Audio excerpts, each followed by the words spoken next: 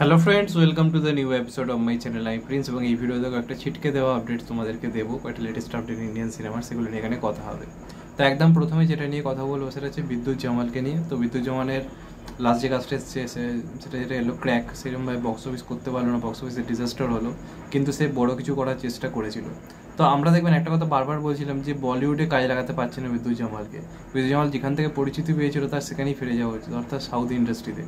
তো আমার মনে হয় বিদ্যুৎ জামাল এবার সেই রাস্তাতেই পা দিতে চলেছে। বলিউডে নিজের একটা কেরিয়ার করার চেষ্টা করেছিল, কিন্তু সেটা সফলতার জায়গায় তখনই যাবে যখন গোটা ইন্ডাস্ট্রি তার পাশে এসে দাঁড়াবে। সেই জায়গাটা কোথাও গিয়ে হচ্ছে না। তো সাউথ ইন্ডাস্ট্রি তাকে প্রথম পরিচয় দিয়েছিল, তাকে ভালো ভালো পার্ট দিচ্ছিল, সেখান থেকে তার একটা জনপ্রিয়তা হয়েছিল। এবং বহুদিন হলো বিদ্যুৎ জামালকে আমরা ভিলেন চরিত্র দেখতে পাচ্ছি না। একটা সময় সে ভিলেন চরিত্র প্লে করতো, মানে একটা তুখোর ভিলেন যাকে ধরা যায় না, নামটা এই পার্টে ফাটিয়ে দিত এক সময়। আমরা দেখেছি ফোর্সে, এছাড়া আরও কিছু সিনেমায় তাকে আমরা দেখেছি ভিলেন পার্ট করতে। যেটা থেকে হলিডে রিমেক হয়েছিল, সেটার যে অরিজিনালটা, সেটাতেও তো তেলাপতি বিজয়ের এগেনস্টে বিদ্যুৎ জামালই ছিল, ফাটিয়ে দিয়েছিল। তো এখন অনেকদিন পরে সাউথের সিনেমাতে আমরা কিন্তু আবার বিদ্যুৎ জামালকে ভিলেন হিসেবে পেতে চলেছি। এবং শিবা কার্তিকেয়া এবং এর মার্গদর্শিত যে আপকামিং সিনেমাটা আসতে চলেছে, যেটা বেসিক্যালি শিবা কার্তিকেয়া 23তম সিনেমা, সেখানে কিন্তু আমরা একটা মানে খুব ব্রুটাল একটা ভিলেনের চরিত্রে কিন্তু বিদ্যুৎ জামালকে পেতে চলেছি, এমনটা কিন্তু খবর উঠে আসছে।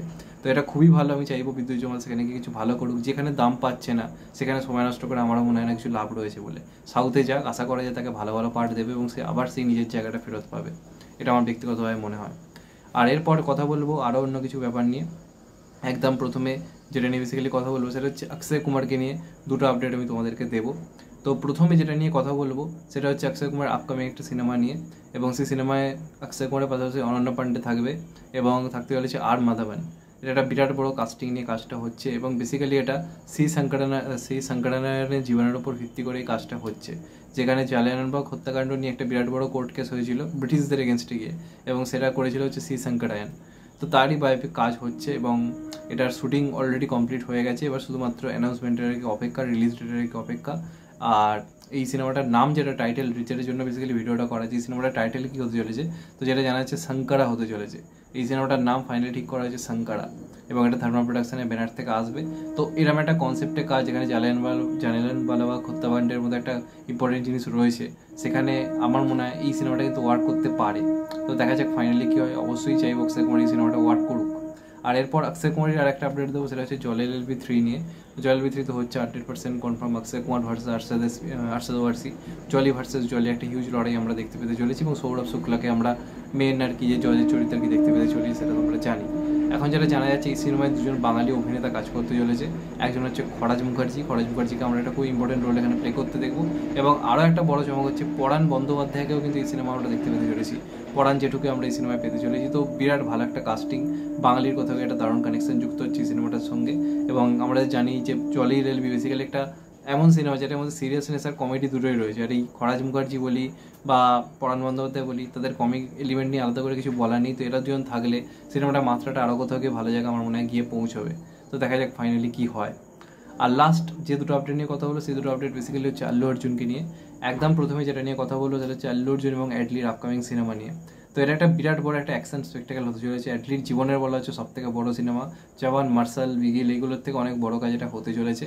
এবং আল্লু অর্জুন প্লাস অ্যাডলি, এটা শুনেই যেন মনে হচ্ছে এক্ষুনি হলে চলে যাই, কারণ একদিকে স্টাইলিশ স্টার, একদিকে one of the stylish director.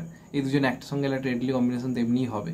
তো এই সিনেমাটার খুব শীঘ্রই শুটিং শুরু হতে চলেছে, এবং এখন অব্দি এটা জানাচ্ছি এই সিনেমার নায়িকাতেও বড় চমক থাকতে চলেছে, কারণ সামান্থাকে নায়িকা হিসেবে নাকি অ্যাপ্রোচ করা হচ্ছে, এবং সামান্থার তরফ থেকে গ্রিন সিগন্যাল এসছে এই সিনেমাটা করার জন্য। তো আল্লু অর্জুন প্লাস সামান্থা প্লাস অ্যাডলি, এটা বিরাট বড় কম্বিনেশন, এবং এটা বিরাট করে প্যান ইন্ডিয়া রিলিজ করারই প্ল্যানিং চলছে। তো দেখা যাক ফাইনালি কেমন হয়। আশা করবো সিনেমাটা দারুণ হোক এবং রমরমি একটা বিজনেস করুক। আর লাস্ট যেটা নিয়ে কথা বলবো সেটা হচ্ছে পুষ্পা 2 নিয়ে।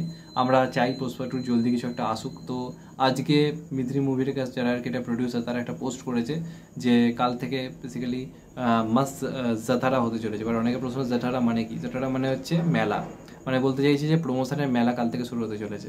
তো কালকে বেশ কিছু অ্যানাউন্সমেন্ট তারা করতে চলেছে, যেখানে হচ্ছে টিজার রিলিজ ডেট, তারপর হচ্ছে ফার্স্ট লুক পোস্টার কবে আসবে, এইগুলো সম্বন্ধে কিছু তারা আর কি আপডেট কালকে দেবে।